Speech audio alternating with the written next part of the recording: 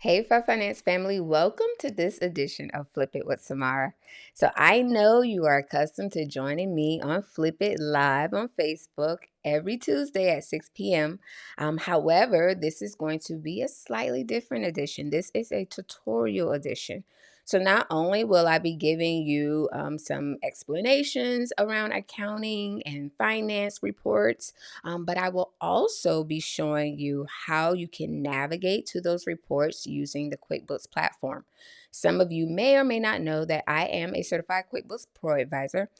So we provide accounting services, tax services to our clients using the QuickBooks platform, but we also provide training for our clients as well because we want to allow them to be able to get in the system and maneuver if needed as well. Okay.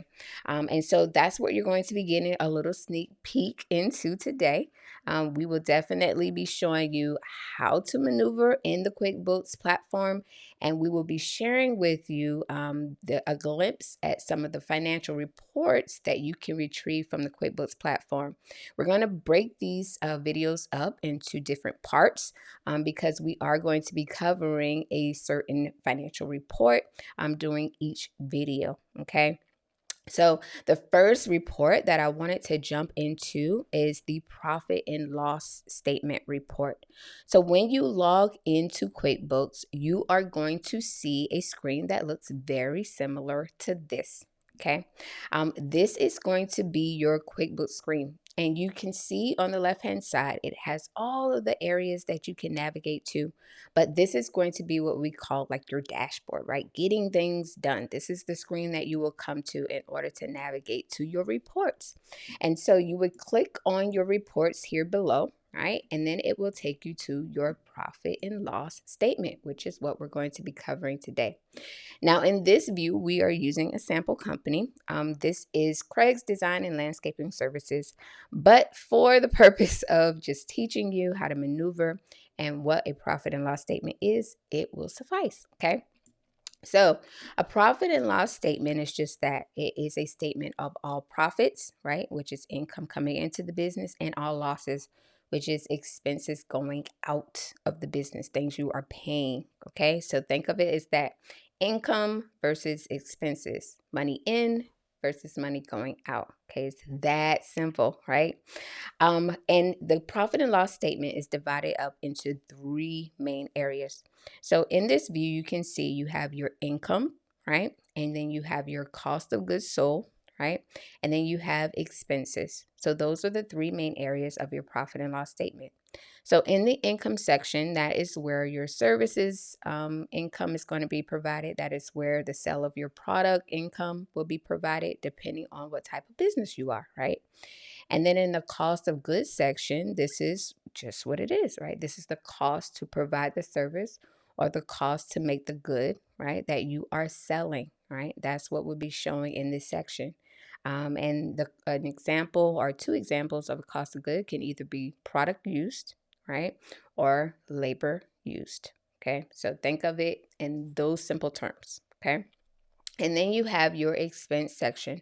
So your expense section is going to be everything else, right? So these are all the expenses that it takes to run your business, right? And if we were to expand this, you can see a lot of expenses, right?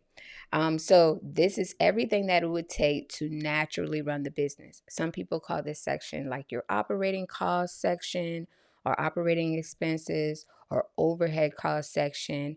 But just think of it from that aspect. This is all of the expenses it takes to run the business, okay?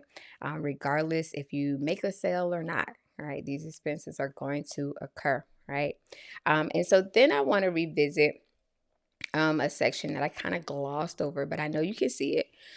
So you have the income. We talked about what that is. And then you have your cost of goods sold. We talked about what that is. But what we didn't talk about is the gross profit. So when you're looking at a profit and loss statement, you have your gross profit and then you have your net income. Okay, two very different profits. Okay, your gross profit is going to be your income minus your cost of goods. That's how you arrive at your gross profit. Okay. Your net income, however, is going to be income minus cost of goods sold and all of your expenses. Okay, that's how you're going to arrive at your net income. So it's key to understand the different areas of a profit and loss statement so that you can understand how to read a profit and loss statement. Even so, right, I would still say connect with a professional to make sure that you are reading the profit and loss statement correctly and that they can walk you through and help you set up your profit and loss statement accurately, right? The profit and loss statement is what small business owners utilize in order to determine their tax liability. So, in the example that I showed you, although it was a net loss, if it were to be a net profit, that is what you are expected to pay taxes on. Okay. And it's key to small business owners to make those quarterly payments into the tax system so that they avoid penalties and fees. And so that's why it's important to connect with a professional, connect with an accountant, have someone reviewing your books with you on a quarterly basis at the bare minimum so that you can ensure that you are paying into the system timely, right, and accurately to avoid any penalties and fees down the road that you may incur, right? So hopefully this small introduction, all right, on what a profit and loss statement is, how you can get to that profit and loss statement in QuickBooks, and then just a brief understanding of what was on the profit and loss statement, how the profit and loss statement can be utilized.